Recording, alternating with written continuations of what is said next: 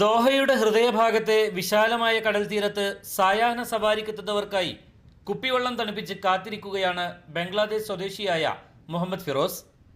ഇദ്ദേഹത്തിന്റെ സ്പോൺസറാണ് കഴിഞ്ഞ 2 വർഷമായി വേനലിൽ ഇവിടെ സൗജന്യ കുടിവെള്ള വിതരണത്തിന് സംവിധാനമൊരുക്കിയത്. കഴിഞ്ഞ വർഷവും ഫിറോസിന് തന്നെയായിരുന്നു വിതരണ ചുമതല.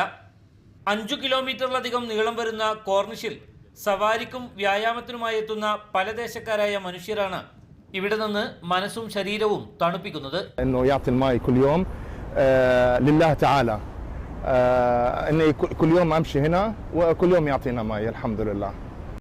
വൈകുന്നേരം 4 മണിയാകുന്നതോടെ കോർണിഷിലെ നടപ്പാതയുടെ ഓരത്ത് ഐസ് പെട്ടികളിൽ വെള്ളക്കുപ്പികളുമായി ഫിറോസ് എത്തും. ധൃതിയിൽ നടന്നും വേഗത്തിൽ ഓടിയും മുന്നോട്ട് പോകുന്നവർ ഫിറോസിന്റെ മുന്നിലെത്തിയാൽ വേഗത കുറയ്ക്കും. തണുപ്പിച്ച വെള്ളം കുടിച്ച് ക്ഷീണം തീർത്ത ശേഷമാണ് പിന്നീടുള്ള നടത്തം. വ്യായാമത്തിൽ ഏർപ്പെട്ടവർക്ക് മഗ്രിബ് ഇശാ നമസ്കാരങ്ങൾ നിർവഹിക്കാനായി പാതയോരത്തെ പുൽത്തകിടിയിൽ ഇവർ പരവതാനി വിരിച്ച് സൗകര്യപ്പെടുത്തുകയും ചെയ്തിട്ടുണ്ട്. Mujeeb Rahman, media 1, Doha.